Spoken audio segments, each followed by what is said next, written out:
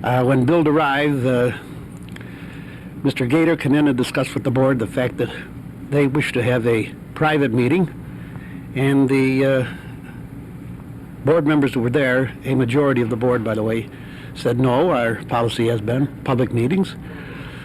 Mr. Gator went back and discussed this with his group and came back and simply apologized to the board members for getting us out this afternoon, but they refused to meet in anything but a private meeting. Did you discuss any of the issues dividing you at all? No, we did not. This was somewhat delayed, and we did not keep our commitment in terms of furnish them the space that we said that they should have. But knowing the board as I do, when the board makes a commitment, it will keep a commitment. It is also committed to carry the B.U.I.L.D. Academy to the 12th grade in our memorandum of agreement. This, I'm sure, that we will do. I think I can't repeat too often that this is an experimental school, not a regular school, and that there are certain things that you have to allow for in an experimental school that you don't in a regular school situation. The reason why we had to open the B.U.I.L.D. Freedom School is because the Board of Education failed to provide a facility for the graduating class of the B.U.I.L.D. Academy. We had 58 students that graduated from the B.U.I.L.D. Academy to go into the 7th grade, and no provision has been made to house those students. We had talked to different schools and exercised different options, and we had finally come down to deciding on going into Woodlawn. We presented our proposal to the Board of Education along with a memorandum of understanding similar to that governs the B.U.I.L.D. Academy, and the Board of Education has not responded to anything. Woodlawn Junior High School at the time was having a great deal of difficulty. It wasn't providing the kind of environment for our kids that we felt at the time was conducive to creating the right kind of educational atmosphere.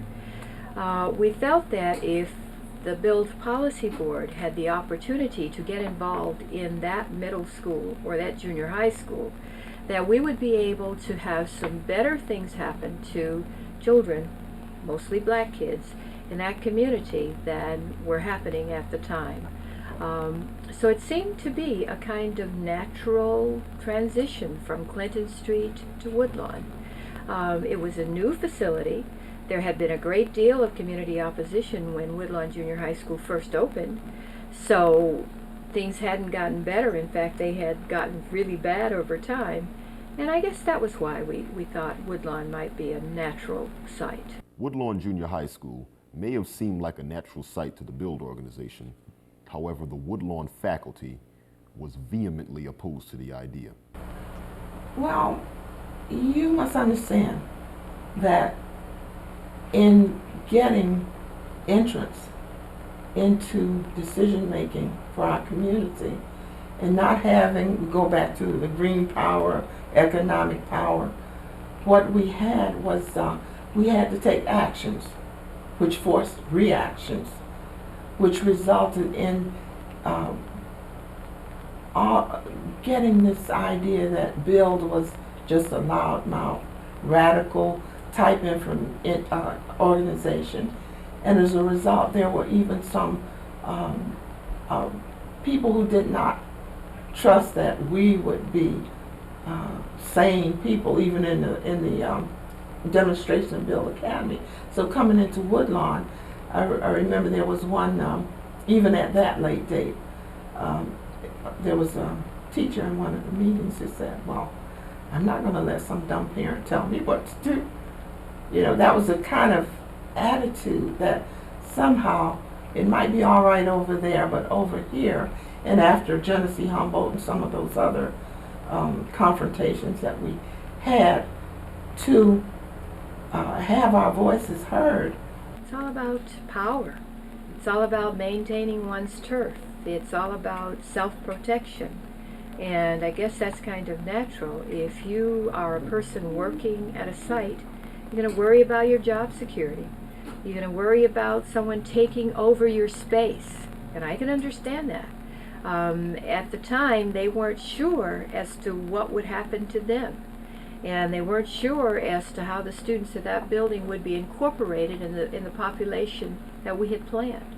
So there was a great deal of opposition. Earlier that summer, B.U.I.L.D had recommended 2 candidates for the position of principal at Woodlawn Junior High: Judson Price, a guidance counselor at the school, and James Williams, a former social studies teacher who had once headed up a school in Africa. Both were representatives of B.U.I.L.D. In August of 1972, James Williams was selected by the Board of Education to be the principal of Woodlawn Junior High. However, this move did not particularly grant B.U.I.L.D permission to establish a policy board within the school. James Williams has been a part of the B.U.I.L.D organization, worked on our education committee, and then we supported him when he applied for the position at Woodlawn. And immediately after he got the position, he was questioned by a reporter. And a lot of times this happens, and if you're not smart, you put your foot in your mouth.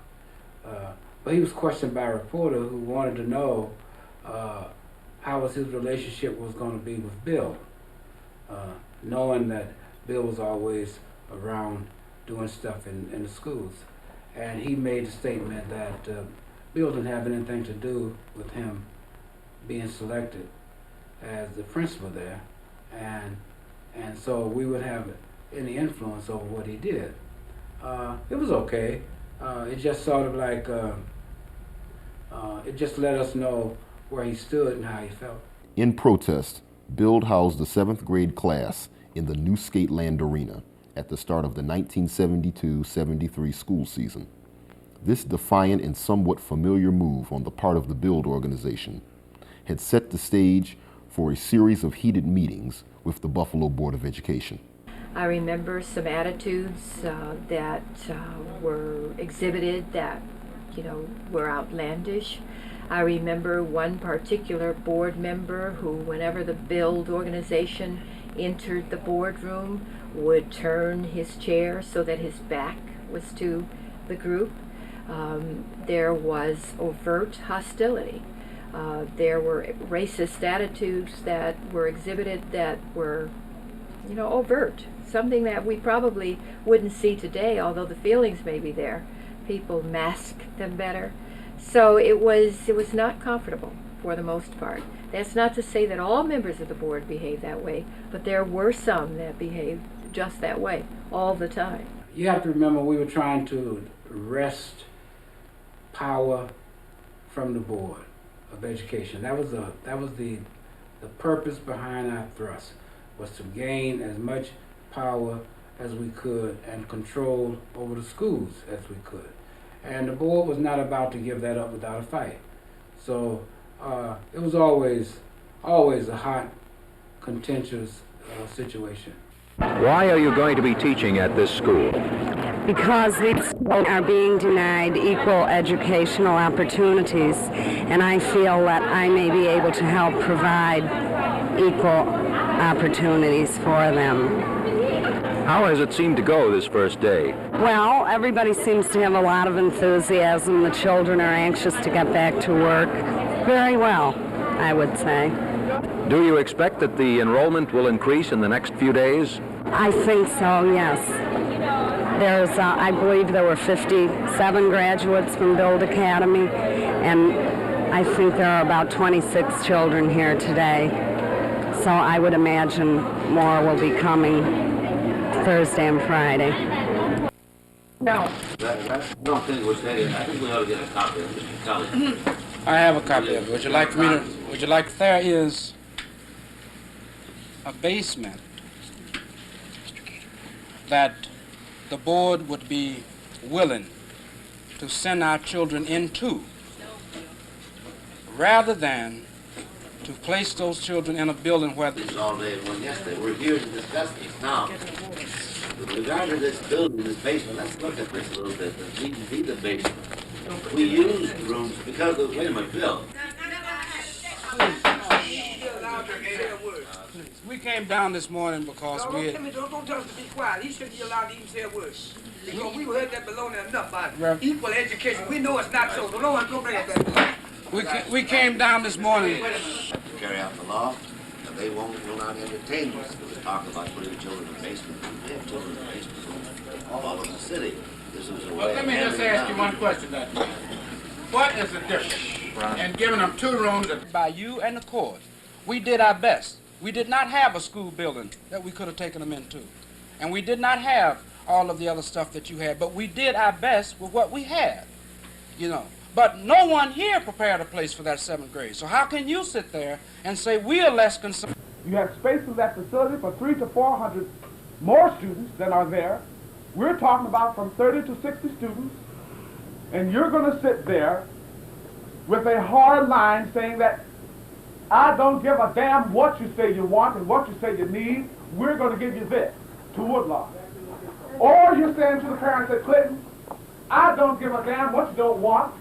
We're going to jam this stuff down you black folks' throat one more time.